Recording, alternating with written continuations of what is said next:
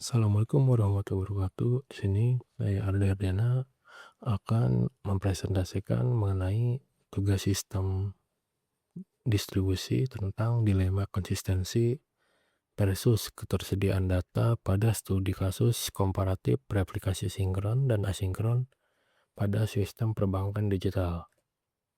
Mulai dari agenda presentasi, yang pertama ada pendahuluan dan latar belakang, lalu yang kedua ada teorema CAP, yang ketiga replikasi sinkron, mekanisme, keunggulan, dan keterbatasan, lalu replikasi asinkron, analisis komparatif, dan strategi hybrid, serta regulasi. Ya, di sini mulai dari pendahuluan. Tantangan utamanya, sistem perbankan digital modern menghadapi dua kebutuhan yang saling bertentangan. Mulai dari ketersediaan tinggi, layanan bank harus tersedia 24/7 tanpa gangguan. Di sisi lain, konsistensi harus ketat, di mana saldo nasabah harus akurat di semua node. Nah, berdasarkan kedua tantangan utama ini,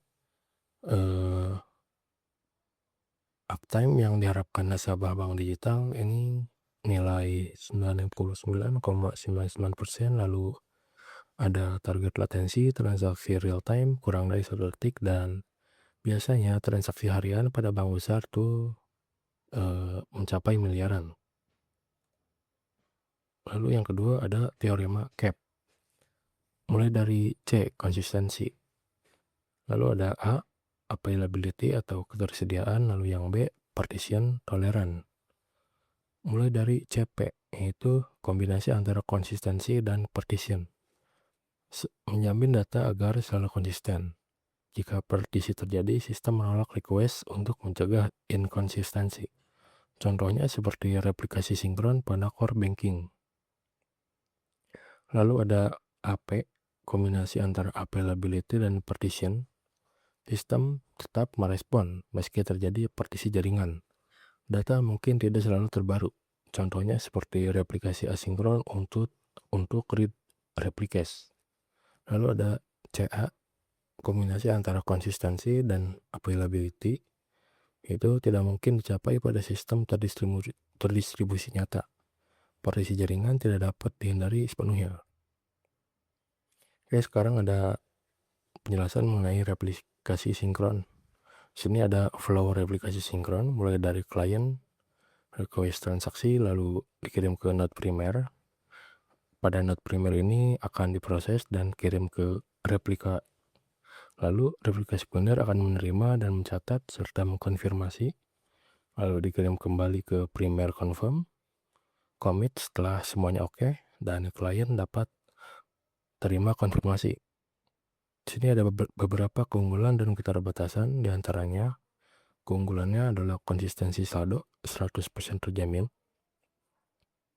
Tidak ada risiko stale rate, atomisitas lintas node, auditabilitas tinggi untuk regulasi, dan pencegahan double spending.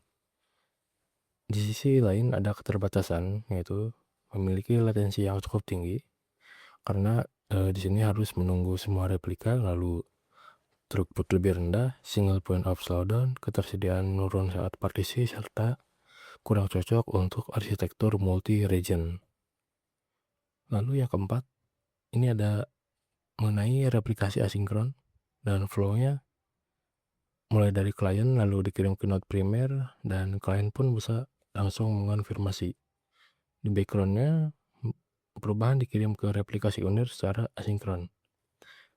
Memiliki keunggulan dan keterbatasan, mulai dari keunggulan di mana latensi sangat rendah, throughput tinggi, ketersediaan tetap tinggi, skalabilitas geografi sangat baik, serta biaya infrastruktur lebih hemat. Lalu keterbatasannya ada risiko stale rate pada replika, potensi kehilangan data, konflik replikasi pada multimaster, dan kompleksitas resolusi konflik, serta tidak sesuai untuk transaksi kritis. Nah, berdasarkan kedua replikasi tadi, di sini ada analisis komparatif dengan beberapa aspek, mulai dari aspek model konsistensi, lalu ada latensi transaksi, throughput, ketersediaan, risiko kehilangan data, stabilitas geografis, posisi cap, dan Dan replikasi ini cocok untuk apa? Mulai dari replikasi sinkron. Dia ini sangat strong konsistensi ya pada aspek model konsistensi, lalu latensi transaksinya tinggi, throughputnya lebih rendah, ketersediaan menurun saat partisi, lalu risiko kehilangan datanya near zero ya, hampir nol. Lalu skalabilitas geografisnya terbatas, posisi capnya CP dan cocok untuk transaksi kritis.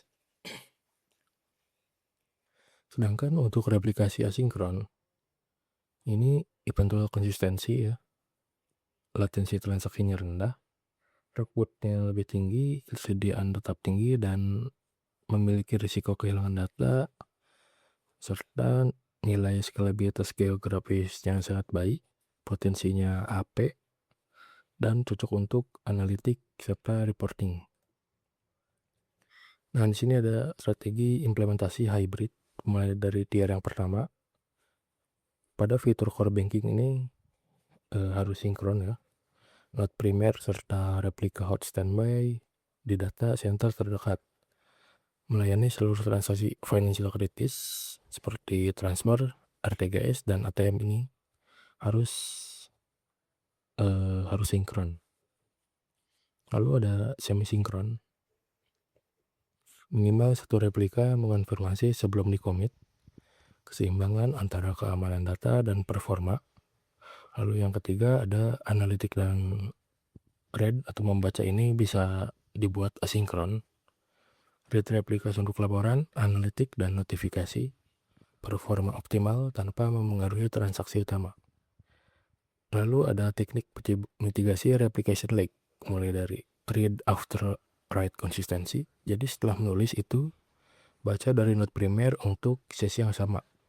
Lalu ada monotonic reads, nasabah selalu diarahkan ke replika yang sama. Lalu ada teknik bounded stateless, yaitu tolak baca dari replika dengan lag lebih dari 500 milisecond atau setengah detik.